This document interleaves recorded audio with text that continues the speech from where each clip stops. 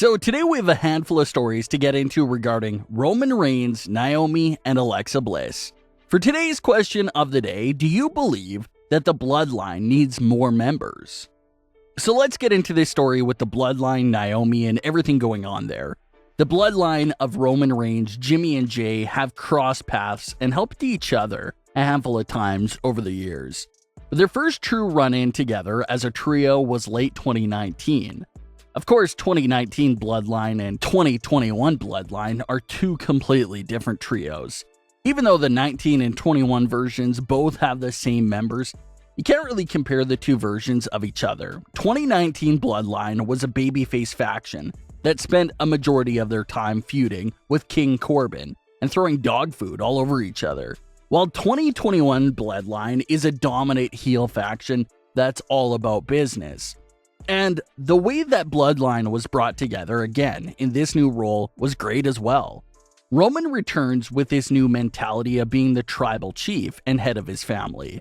Roman's first feud as champion was actually against a family member, Jay. And this feud really set the tone for Roman Reigns and his new persona.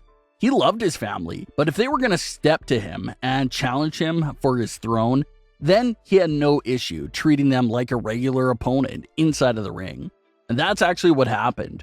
Roman would eventually beat Jay down so badly, both physically and mentally, that Jay just decided to stand by his side. So Jay had a great smooth and slow transition into joining Roman Reigns.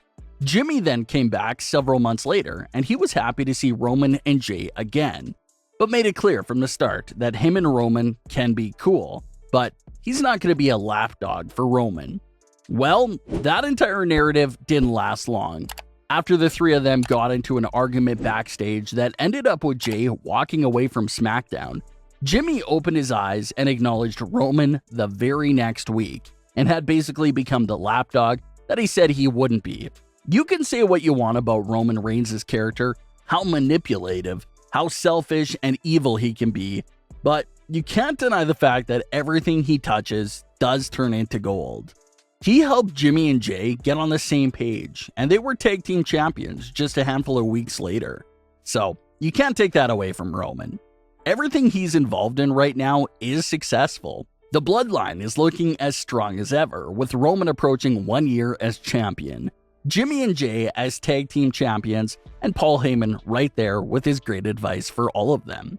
One of the most popular fan theories we've discussed a handful of times was the idea of more family members being added to the bloodline, more specifically a woman added to the group. When it comes to this bloodline woman, WWE fans have come up with two main possibilities: Nia Jax and Naomi. Nia Jax is obviously connected to the family, so that doesn't need any real explanation. But fans feel like her presence, her character, her dominant in-ring style would be perfect and a great fit for the bloodline. Fans also love the idea of Naomi joining the bloodline. She's not related to the family by blood, but she is related to the family by marriage, so she's still very close to them. Naomi was even technically part of the stipulation last year when Roman was feuding with Jimmy and Jay. Roman stated that if Jay lost and didn't acknowledge him, that Jimmy and Jay, along with their wives, would be kicked out of the family. So Jimmy's wife Naomi obviously was mentioned back then by Roman Reigns and threatened to be kicked out of the family. That was unfortunately the last true mention of Naomi in the bloodline story, but fans haven't given up on the idea of her joining the bloodline. With Naomi now moving over to SmackDown, that has only sparked the theory right back up again. For the first time ever, we actually got Roman Reigns' thoughts on the idea of Naomi joining the bloodline. The New York Post questioned Roman Reigns about Naomi joining him, and he had this to say about that idea. "I do believe if she was put in that position, coupled with all of us surrounding her along with Paul Heyman and the rest of our creative brainstorming system that we have, and how we craft our narratives, I think we could put her in a good position. It's not something we've had time to come up with a thorough game plan. If we did, I think she's definitely a superstar who could step up and take advantage of it." So Roman is aware of the theory, safe to assume WWE is aware of it too. So we'll have to see if it'll ever be taken into consideration. Naomi fans want it to happen because it'll put her in the right position and put that spotlight back on her. There's no way you can fail or WWE lose interest in you when you're a part of Roman's story. It's probably the most popular fan theory since Liv Morgan joining the Firefly Funhouse back in 2019. WWE did actually listen to that fan idea and used it. They just replaced Liv Morgan with Alexa Bliss. So, do they use this idea but replace Naomi? It's still very early and hard to tell, but fans are just hoping that Naomi is the one to join them. Would you like to see Naomi join Roman Reigns and the Bloodline? Let's get back into things with Alexa Bliss and Lily. Coverage on this storyline has slowed down here immensely because there just hasn't been anything to really work with or talk about here with Alexa and Eva Marie's feud. The feud started out of nowhere with no real backstory and no actual story in the weeks that followed. Eva and Piper are obviously building up towards a breakup, and a big moment of Piper betraying Eva. That's understood. But for Alexa Bliss, win or lose, what does she really get from this feud with Eva Marie? What is she fighting for? We still don't really know the answer to those questions, even with the match itself only being days away. With The Fiend in his first match, he came after Finn, who he had a lot of history with.